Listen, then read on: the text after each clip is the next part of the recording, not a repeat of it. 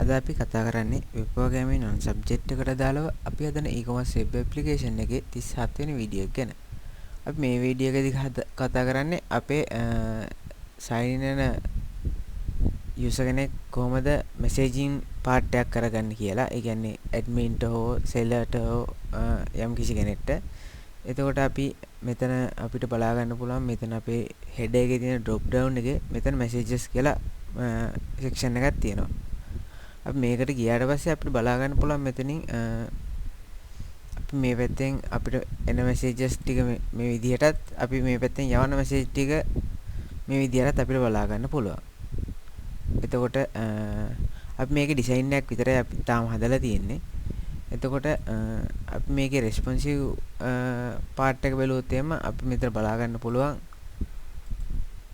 mobile එක මේ විදිහට අපිට part දෙකත් iPad එක නම් මේ විදිහටත් අපේ part දෙක බලා ගන්න පුළුවන්.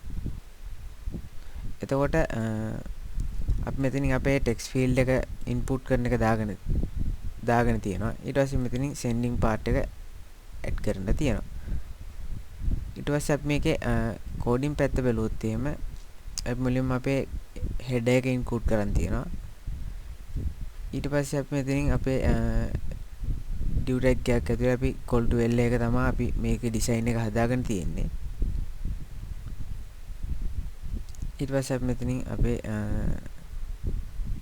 මේ තියෙන්නේ අපි යවන message එකේ list එක ගන්න විදිහත් අපිට එන message list එක ගන්න විදිහත් අපි යවන message එකේ list එක ගන්න විදිහත් තමයි මේ තියෙන්නේ. ඊට පස්සේ මෙතනින් තියෙන අපේ message එක show වෙන ආකාරය. ඊට පස්සේ මේ තියෙන්නේ එහා පැත්තෙන් යන එක්කෙනාගේ message එක අපිට show වෙන ආකාරය.